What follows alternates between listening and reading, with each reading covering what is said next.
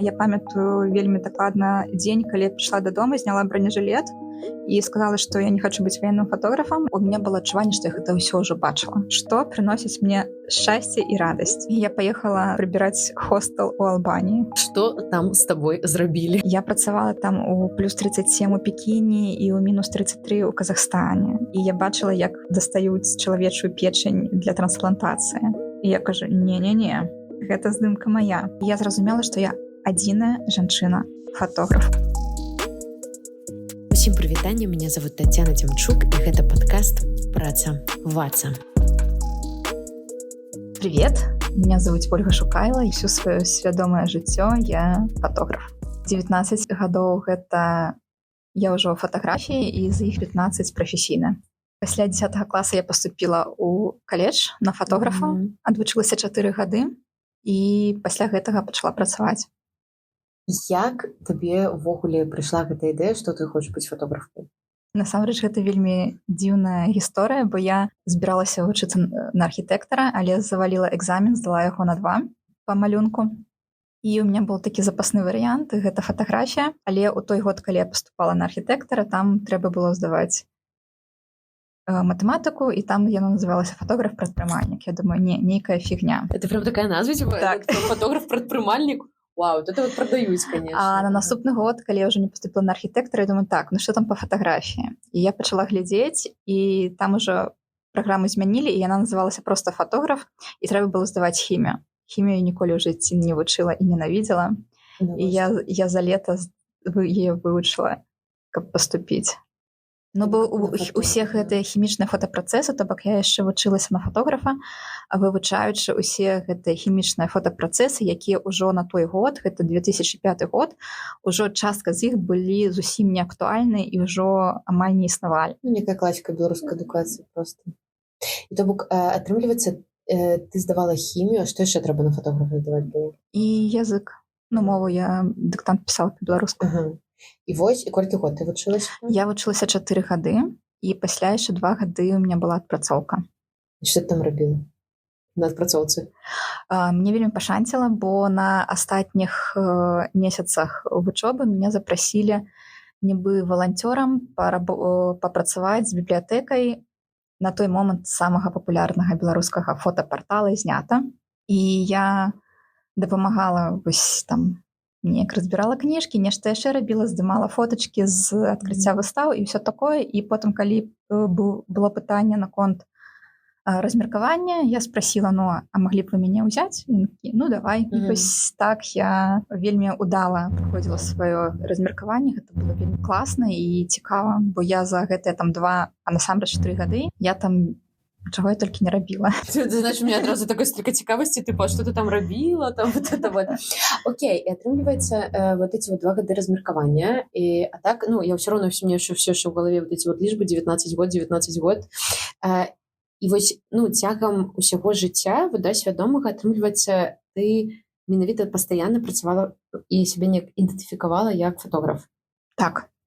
Ну, у нейкі момант я яшчэ працавала як фотарэдактар, і вось тады мне было вельмі цяжка ідэнтыфікаваць сябе як фотарэдактар. Я казала, ну, можа, там хтосьці больш фотарэдактар, чым я, ну, я ж усё-такі больш фотограф, але з цягам часу, калі я ўжо гэта ўсё страціла, я зразумела, да блін, ну я ж фотарэдактар, самы сапраўдны, бо ну, нейкія штукі, якія накладвае гэта праца фотарэдактара, яна, ну, мне здаецца, адбіваецца на тваім жыцці.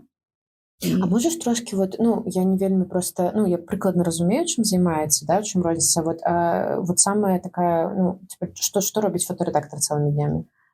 Фотограф робіць фотаздымкі, так. А фотарэдактар яго адпраўляе на гэтыя здымкі, прымае гэтыя здымкі. Гэта менеджер фотографа. Да, так, такі менеджер, і фотарэдактар гэта яшчэ той чалавек, які за дзень праглядае вельмі шмат здымкаў, напрыклад, на ленце фотоагентства міжнароднага, і умоўна я там магла, у свае лепшыя годы магла з прэв'ю адрозніць фотаздымак, гэта бежанцы з Сірыі ці бежанцы з Ірана, умоўна. І там, ну, нейкія такія штукі, візуальныя вобразы, якія ў цябе на падсвядомасць адкладаюцца. І, напрыклад, вось я рыхтавала матэрыял пра гадавіну вайны ў Босніі у 2015 годзе. І калі вось была Буча, калі вось гэтыя першыя фотаздымкі, для мяне я разумела, што гэта можа нейкая такая профдэфармацыя, бо ў мяне было адчуванне, што я гэта ўсё ўжо бачыла. І праз тое, што ты вось вельмі шмат на працягу некалькі год бачыш самыя розныя здымкі, у цябе вось гэта ўсё такое,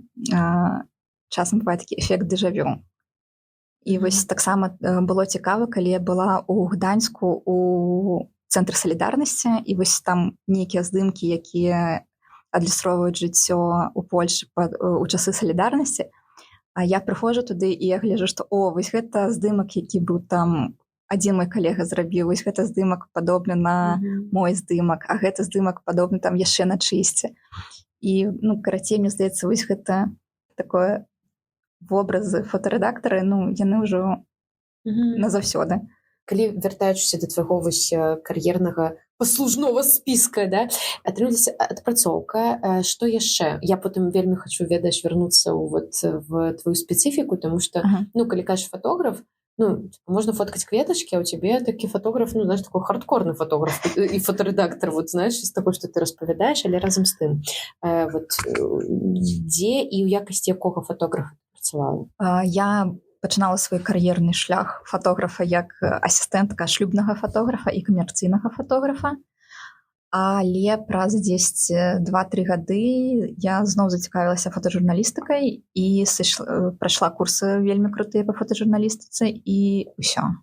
І вось я прапала ў гэтым, бо я разумела, што фотожурналістыка, яна такая разнастайная, і яна такая цікавая, і што гэта на той момант мне падавалася, што гэта цікавей і нават больш крута, чым здымаць нейкія партрэцікі, вяселлі, там кветачкі і ўсё такое.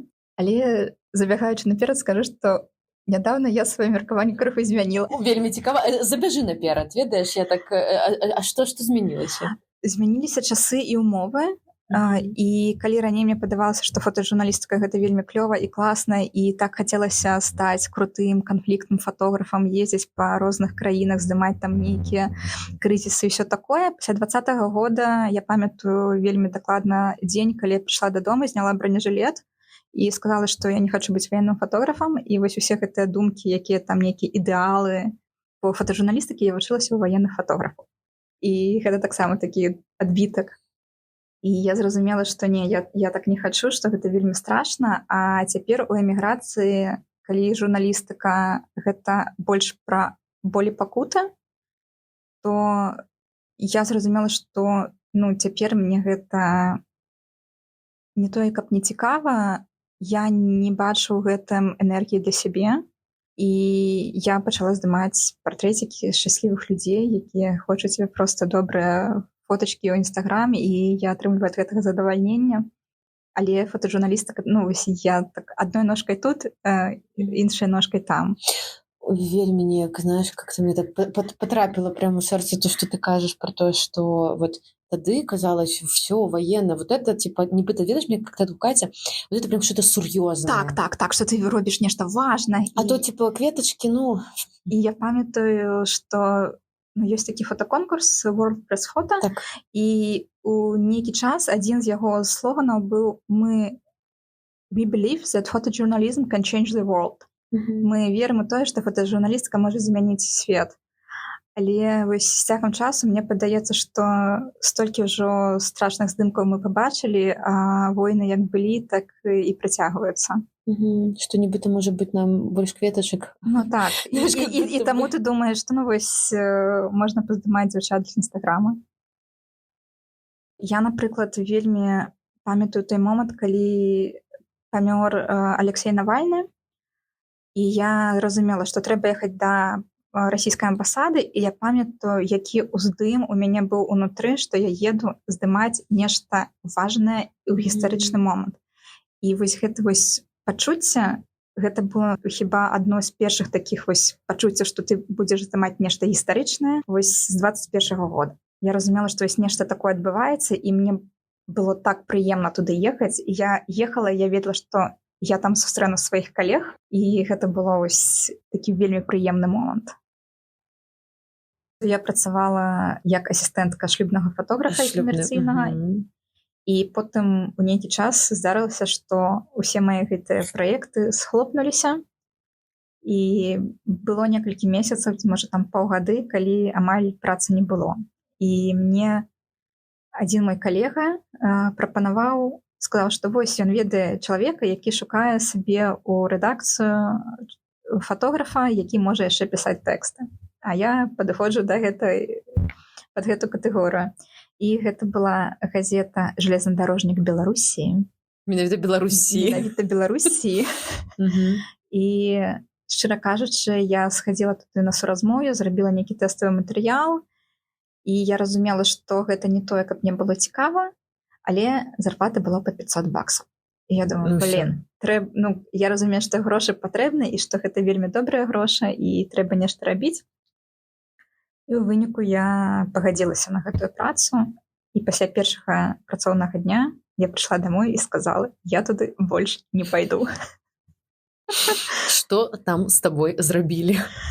Гэта быў нейкі вельмі олдскульны офіс, вельмі нейкія там дапатопныя кампы, і гэтая спецыфіка чыгункі, якая мне зусім была незразумелая, і гэта быў пачатак 2013 года, а з канца 2012 года мяне запрашалі як пазаштатнага фотографа рабіць там некалькі здымак на месяц для Тутбая.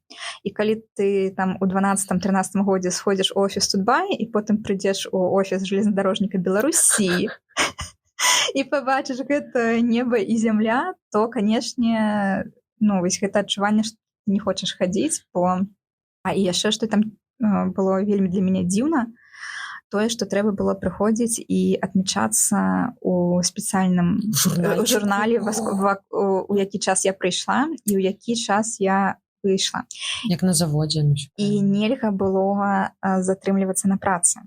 І я тады думала, боже мой, як жа так? Вось я ж тут пішу тэкст, і мне трэба яго дапісаць. Вот я бы зараз яшчэ там паўгадзіны пасядзела, я б яго дапісала. Не, трэба было ісці дадому. Вот кто клопотится про work-life balance, понимаешь? Это вот газета «Железнодорожник Беларуси» в 2012 году. 13-м. И тым не менш. І ў выніку я там прапрацавала весь там гэты испытательный срок, і 3 месяцы, з якіх амаль палову я была то на сесіі, то на курсах па фотожурналістыцы, то дзесьці там яшчэ ці хварэла, ці што, карацей, вось... Максімальнае унікненне. І потым нашы шляхі разышліся, і яшчэ 3 месяцы мне там выплачвалі нейкі пераразлік па зарплаце. Гэта было наогул нейкая фантастыка. І соцпакет. То бок мы разумеем, да? Вот это вот лепшае працоўнае месца Беларусі абразца 2013 года. Цікава, што ці ён існуе зараз, ведаеш? Не ведаю. Окей, добра, я спраўджу. Потым у меня вось гэта быў 13 год. У сакавіку 2013 года я прайшла курсы па фотожурналістыкі, і ўсе кажу, што гэта былі курсы, якія змянілі маё жыццё. І потым у нас яшчэ быў выезд у Вільнюс у траўні, і я тады зразумела, што гэта тое, чым я хачу займацца. І на той час у меня ўжо былі нейкія там разавыя здымкі для Тутбая. І я думаю, што вось можа неяк у гэтым кірунку развівацца і штосьці рабіць, але што рабіць, як рабіць, хрэн яго ведае. І мне вельмі пашанціла, што у сакавіку 2014 года мне напісала фотарэдактарка Тутбая і прапанавала працу. І вось я нават тады не магла падумаць, што гэта будзе такая праца, але я думала, што мяне паклічуць фотографам, а мяне паклікалі фотарэдактарам. І гэта было для мяне нешта новае, цікавае, часам незразумелае, але вось з яе падтрымкай, мне здаецца, мне вельмі добра атрымлівалася. То бок ты менавіта займалася арганізацыяй, да? Так, у меня і про Тутбай гэта была праца мар, бо у нас быў працоўны дзень, працоўны графік быў такі, што тыдзень я працавала за кампом у рэдакцыі як фотарэдактар, то бок адпраўляла фотографаў на здымкі, прымала фотаздымкі, падбірала для артыкулаў фота. А на наступным тыдні у мяне быў выходны. І я магла пліваць у паталок, ці браць нейкія яшчэ здымкі, ці ехаць у падарожжа. Тыдзень праз тыдзень? Тыдзень праз тыдзень. Клас. І гэта было вельмі клёва, і вось у такім рэжыме мы прапрацавалі дзесьці, можа, год, ці можа болей, і потым змяніўся у меня калега, а праз некаторы час ён сышоў, і у канцы 16-го года я засталася адзіным фотарэдактарам, і я працавала на фулл-тайм. Гэта было не тое, як у железнадорожнікі Беларусі. Што там трэба было сыходзіць, да? Што трэба было сыходзіць таму дадому. Гэта было з 9 раніцы да як атрымаецца.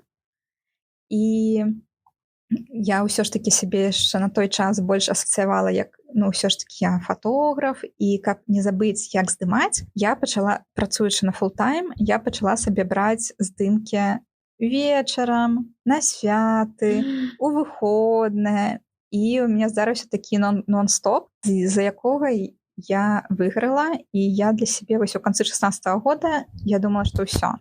Я бросаю гэты тутбай, бросаю гэтую журналістыку і еду валанцёрыць на Азорскія выспы. Гэта быў мой суперплан. Я вы знаешь, калі сказала, што і вот я думаю, вот у гэты момант, тыпу, і в этот момант там я не веду, еду пінгвінаў там, знаешь, выратоўваць. А у цябе вот што ты там валанцёрыць?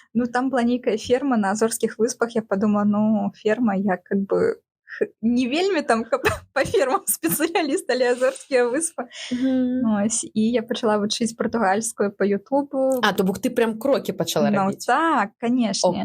Я падала заяўку, якую там ніхто не разглядаў некалькі месяцаў. Я пачала вучыць ангельскую мову, а потым там мне ніхто не адказваў, і у выніку мне на тутбае сказалі, што мы вырашылі, што нам трэба замяніць фотарэдактара, і мы будзем шукаць табе замену. І гэта быў для мяне такі удар. Тебе тыпу звольнілі? Мяне звольнілі з пазіцыі фотарэдактара, але мне прапанавалі застацца фотографам. І, я думаю, я ж сама хацела сходзіць, а тут мяне нібы звальняюць, і неяк так непрыемненька. Але та сітуацыя, яна мяне так, можна сказаць, уразіла, і мне было непрыемна тады, але я была вельмі рада, што ў выніку чалавек, які прыйшоў на маё месца, гэта была вельмі класная дзяўчына, з якой мы ведалі адна адну, і ў выніку мы з ёй так клёва працавалі разам, што гэта было вельмі прыемна. Калі ўжо знайшлася замена мне, у выніку знайшлася замена і ферме на Азорскіх выспах. Як так здараецца? Не ведаю. Гэта быў хостел у Албаніі, і я у выніку дапрацавала там лета і сышла ў такі вялікі адпачынак амаль на 2 месяца. І я паехала замест працы ў рэдакцыі лепшага медыа краіны. Я паехала прыбіраць хостел у Албаніі. Добраахвотна. І табе далі адпачынак непасрэдна такі вялікі, да? Я з-за таго, што я працавала шмат, у мяне там на запасе ўся гэты адпачынак, той, які мог быць, плюс я взяла за свой кошт і з'ехала з квітком у адзін бок, калі гэта яшчэ не было мейнстрымам. Калі прыехала ў Албанію, я працавала там, я чалавек, які плохо пераносіць жару. Там было 37 градусаў. У выніку я там 4 гадзіны з раніцы мы працавалі, там прыбіралі хостел, мяняли пасцельнае, закідвалі сцірку, здымалі сцірку, сустракалі гасцей, і ўвесь астатні час я проста валялася 3 тыдні ў гамаку і чытала кніжкі, і не чытала навіны. Боже, гучыць як сапраўды парадайз такі. Гладзіла сабачку яшчэ, а потым яшчэ каля 3 тыдняў я падарожнічала па Балканах. І пасля гэтага я прыехала ў рэдакцыю і сказала, што цяпер я не працую па выходных, і гэта маё правіла. Толькі калі не здарыцца што-небудзь супер-мега капец важнае.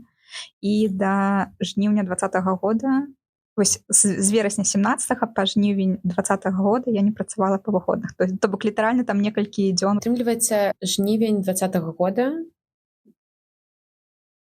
Што ты здымала, Оля? Усё, што адбывалася ў Мінску. На вуліцах я зрабіла той самы знакаміты кадр, які вы дакладна ведалі, рэпосцілі, дасылалі іншым, ставілі сабе на аватаркі ў Фейсбуку. Бо калі у сераду пасля выбараў уключыўся інтэрнэт, мне прыходзіла столькі паведамленняў, што мяне там адзначылі на 100-500 мільёнаў сцэпку. Сцэпка, все. Але ўжо нічога не было бачна, дзе там хто мяне азначаў, бо гэта гісторыя, яны там усе зніклі. А ввогуле, што, вот на твой погляд, самае складанае, але і самае складанае і самае кайфовае менавіта працы фотографа журналистского, как это назвать правильно? Вот репортера. Репортера. Вот профессия репортера. Боже, как вы на НТВ была профессия репортера. Слухай, ну агулам журналістыка, вось праца рэпарцёра, яна паказвае табе жыццё з вельмі розных бакоў. І гэта тая праца, ад якой ты кайфуеш, бо яна дазваляе табе быць там, дзе звычайныя людзі не могуць аказацца. І гэта, ну, для мяне гэта было вельмі крута і цікава. То бок гэта праца, цікавасць, якая рушыць табой, каб рабіць тую працу, якую ты робіш. Так, то я працавала там у плюс 37 у Пекіне і ў мінус 33 у Казахстане. Я бачыла, як там льюць гэтую сталь, калі яна там уся гарачая, агонь, вось гэта ўсё. І я бачыла, як дастаюць чалавечую печань для трансплантацыі. І я была на дне будучых станцый метро, рабіла туды здымкі. І у лістападзе 19 года я здымала перапахаванне Касуся Каліноўскага ў Вільні. І я тады, гэта быў такі халодны дзень з такім ветрам. І я бачыла, што вось я здымаю гэтую цырымонію ў касцёле, потым цырымонію, як там вось гэтыя труны заносяць у капліцу на могілках. І я памятаю, як я здымаю, і ў мяне адчуванне, што нічога больш гістарычна важнага я ў сваім жыцці не пабачу і не здыму. А потым прыйшоў жнівень 20-го. І гэта такое, што робіць цябе такім унікальнасць, і вось ад гэтага вельмі кайфуеш. А тое, што складана, гэта тое, што вельмі проста страціць сваё асабістае жыццё, бо вельмі проста падсесть на гэту, не ведаю, іглу, гэтага адрэналіна нейкага там чагосьці яшчэ, і ты прапускаеш сямейныя святы, ты там не думаеш пра сваё здароўе, ты... Ну, карацей, ты ў нейкі момант, мне здаецца, вельмі лёгка забіць на сябе, бо ты, трэба ж нешта важнае рабіць, трэба бегчы на рэпартаж. Этот адреналин, ну, нібыта это как наркомания, ну, наркомания, грубо кажучи, такая залежнасць ад вот этой вот... Ну, слухай, з тых людзей, каго я ведаю, хто займаецца фотажурналістыкай, з яе вельмі складана сысці. Мае калегі гэта былі часам людзі, якія старэйшыя за мяне і якія вось таксама, як я, там калісьці скончылі нейкія там колледжы ці тэхнікумы, усё жыццё працуюць. Я вот тебя слухаю, у меня... Ну, я не бачу, што здесь такімі вачыма, я просто слухаю, думаю, вау.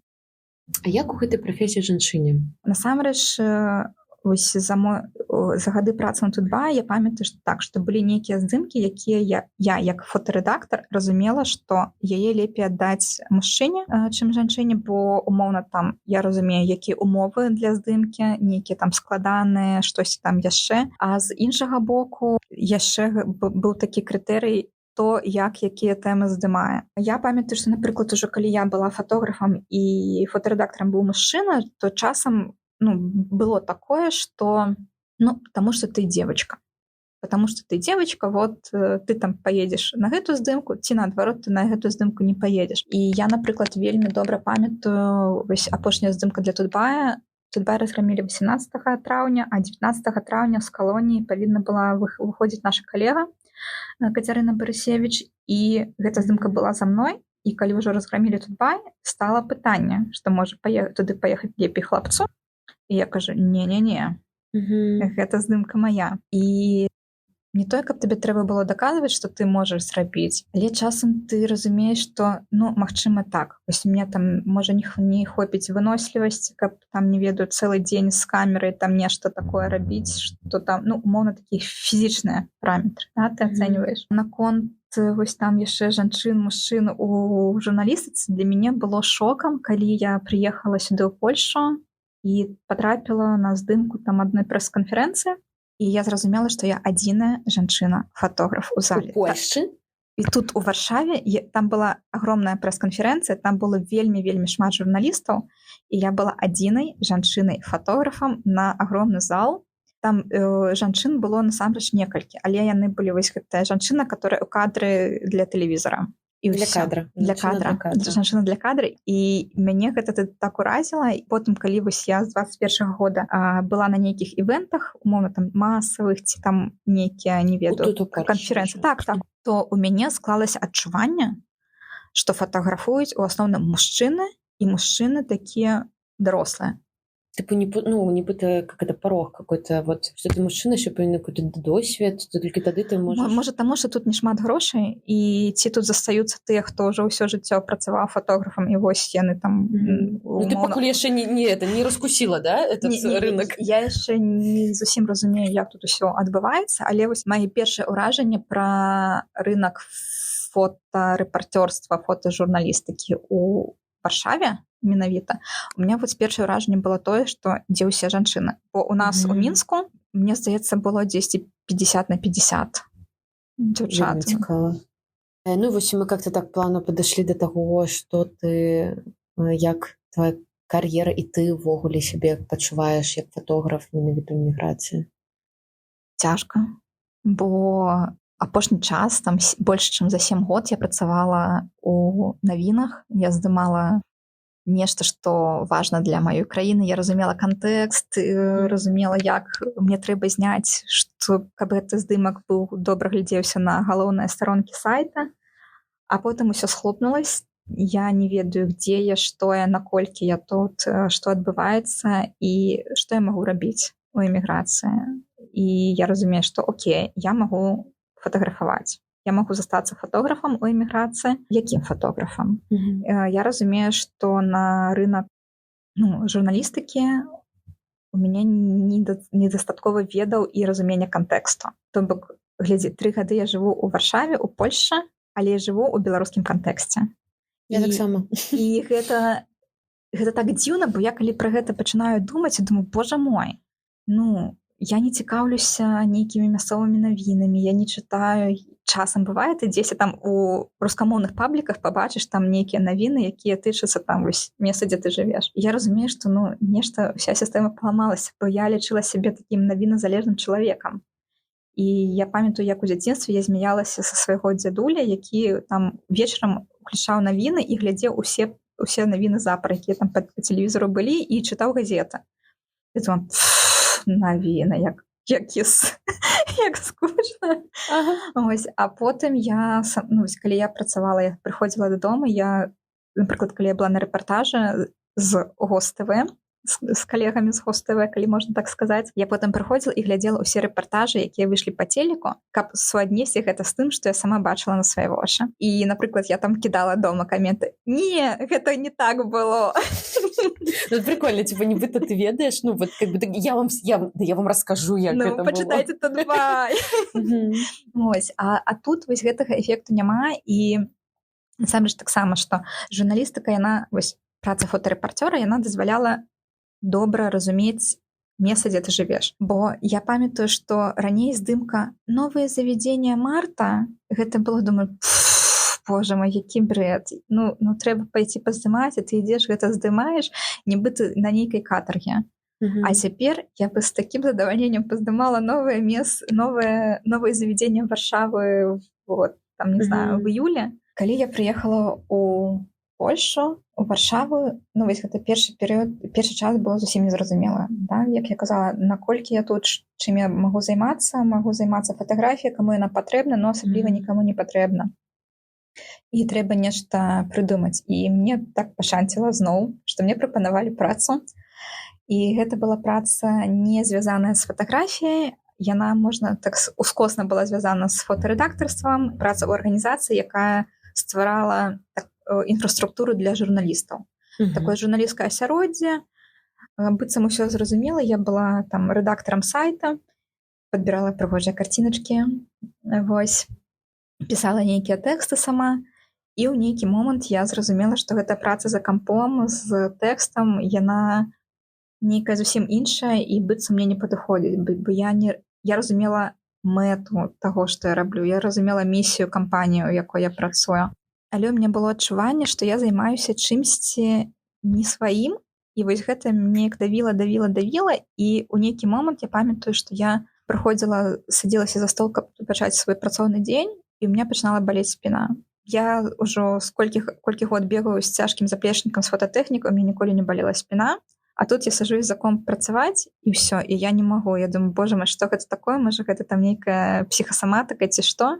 У выніку праз 11 месяцаў працы я вырашыла, што я сыходжу і як я называю гэта, у мяне здарылася фоталомка, бо я зразумела, што мне не хапае вось гэтага жыцця фотографа, бо я сяджу дома ці я там сяджу ў офісе і вось і ўсё, і гэтыя сцены яны быццам давяць, няма вось гэтага там не ведаю віра жыцця, які ты можаш адчуваць, калі ты працуеш з камерай.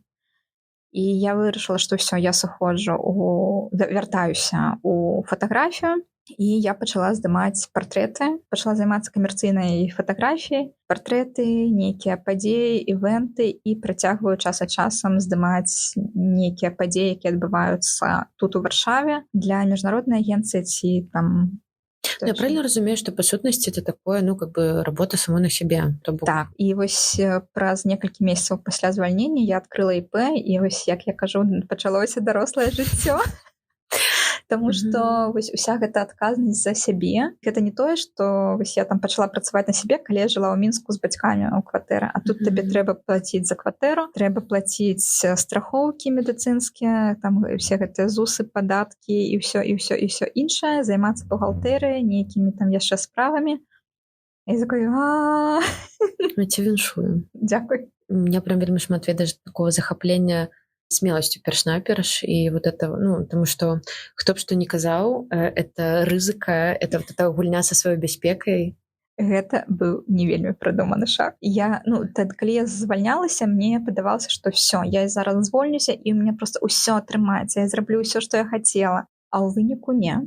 Я сутыкнулася з тым, што увесь свой кар'ерны шлях праца сама знаходзіла мяне.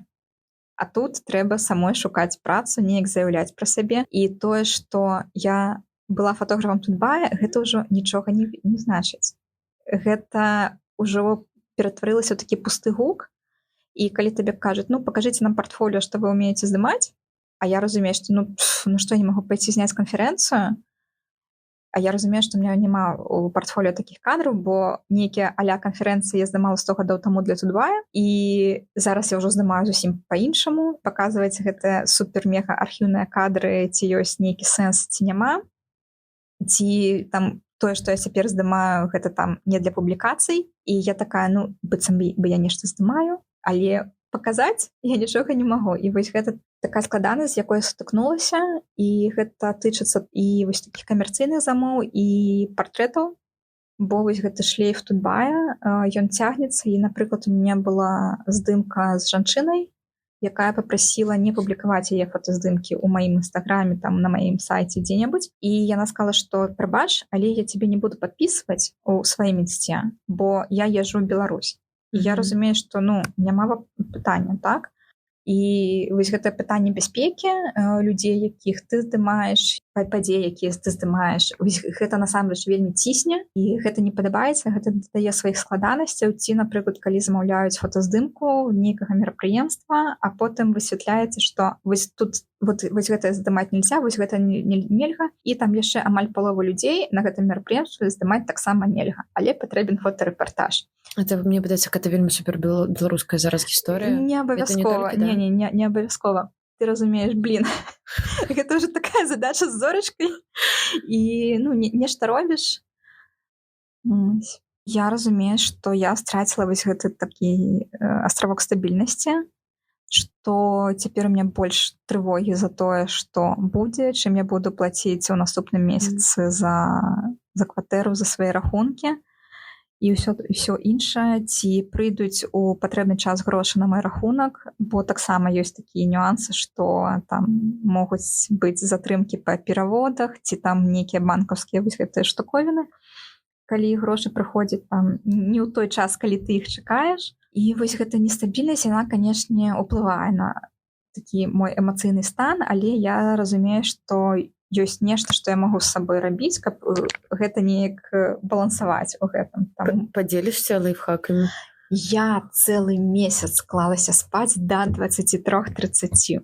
Так, я вельмі доўга да гэтага ішла, і гэта не азначае, што я лягла спаць і адразу заснула, не. Это ж не важно. Тут самое галоўнае, как это я з таким, моё пачуцценне, потому что это ж сапраўды складана. Гэта вельмі складана. І я зразумела, што калі вось доўга прытрымлівацца вось гэтай тактыкі, так бы мовіць, Я зразумела, што я пачала па-іншаму планаваць свой дзень, і ўжо ўвечары я разумею, што мне трэба ісці аддыхаць, пачываць, і мне стала прасцей прасыпацца рана.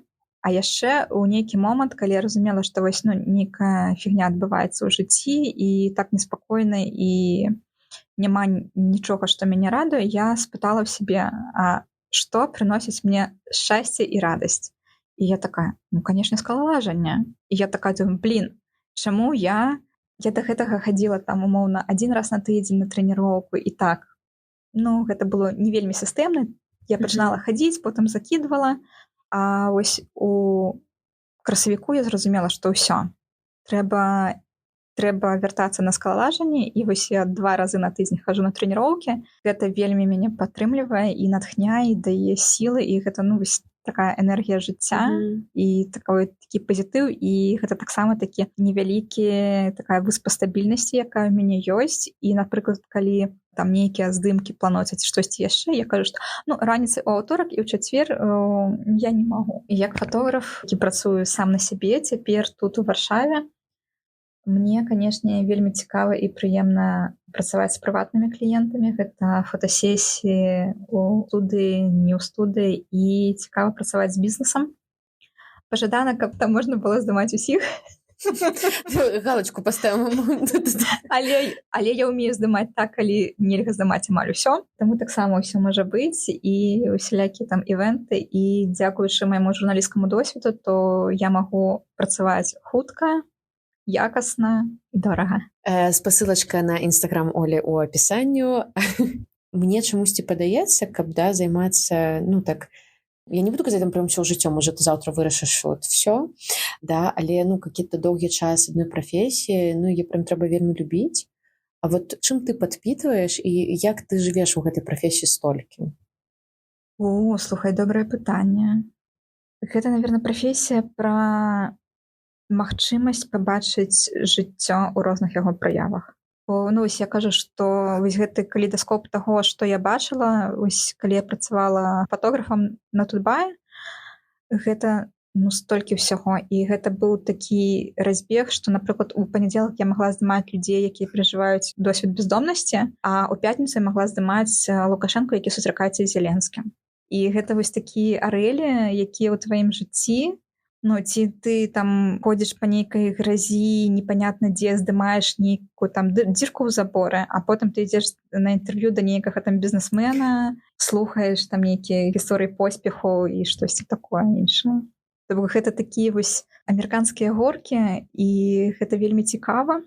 З іншага боку, вось камерцыйная фатаграфія, яна не такая, можа, эмацыйная, яна спакайней. І тое, што для мяне вось менавіта цяпер у эміграцыі пасля вось гэтых усіх крызісаў, што для мяне важна, што гэта пра нешта пазітыўнае. Гэта вось такая крыніца чагосьці добрага і светлага, што ты можаш сам зрабіць, што ты можаш гэта пабачыць. І гэта таксама гісторыя пра тое, што ты бачыш свой вынік. Бо часам бывае такое, ты дасылаеш каму-небудзь, кліенту здымкі, і табе там пішуць «дзякую», і там нейкае сардэчка, і ты такі «Што гэта значыць?»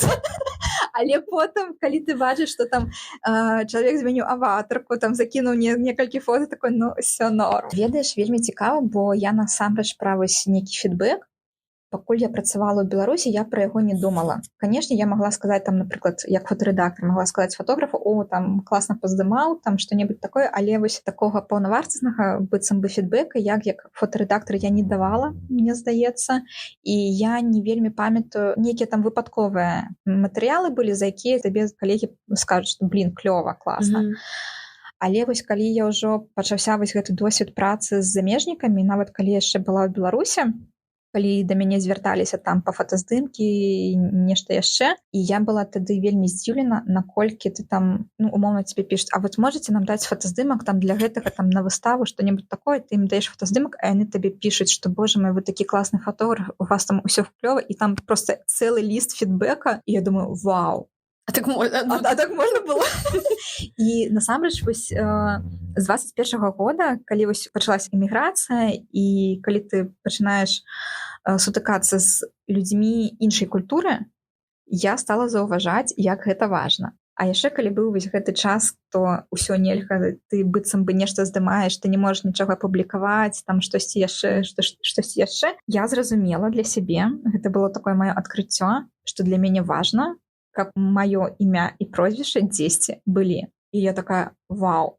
І я часам здымаю для міжнародных фотоагенцый, і я разумею, што вось так, там яны заўсёды падпісваюць імя, прозвішча. У мяне ёсць такая, не ведаю, можа ўжо і праблема, што я кожны дзень убіваю сваё імя і прозвішча ў Google і гляджу, дзе яно праіндексавалася, і дзе якія мае фотаздымкі былі апублікаваныя. І часам, калі я бачу, што сёння нічога няма, ўсё дрэнна, ўсё капец, ўсё плохо, а потым, калі мне прыходзіць вынік за месяц, я бачу, што там мае фотаздымкі былі, то бок яны ў нейкіх іншых, магчыма, варыяцыях былі апублікаваны, але дзесьці яны там былі падпісаны, і таму вось... Мне как-то чуецца пра какую-то, сапраўды, прафесійную важнасць. Я пра гэта ніколі не думала, бо гэта было заўсёды так: фота Ольга Шукаева, запятая, Тутбай.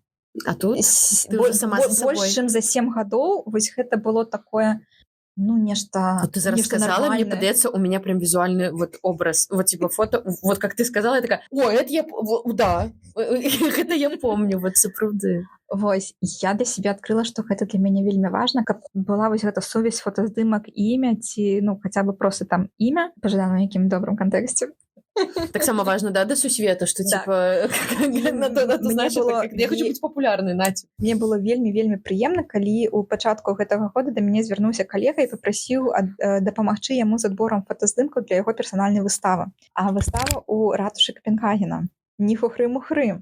І там вельмі цудоўныя здымкі пра Скандынавію, пра прыроду, змяненне клімату, ўсё такое.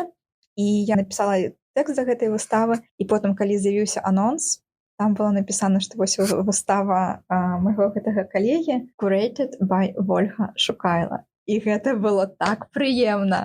Якія ў фотографа Ольгі Шукайлы планы? Ой, я ўжо больш чым год думаю пра тое, каб стварыць свой курс па фатаграфіі для пачаткоўцаў. То бок гэта не нешта там пра высокія матэрыі, а як здымаць на смартфон і як проста рабіць свае здымкі крыху лепей, чым яны ёсць. І вось, магчыма, гэта гісторыя пра сіндром самазванца, бо мне падавалася, што, магчыма, я штосьці яшчэ не ведаю, магчыма, штосьці там яшчэ не тое, магчыма, там не так. Але я разумею, так, стоп. У 10-11 годзе я вела курс па студыйнай здымкі. У 17-18 ці 18-19 годзе я чытала лекцыі ў БДУ як фотарэдактар. Быццам бы досвед ёсць, і ёсць вось гэта... Не быццам бы, Оля.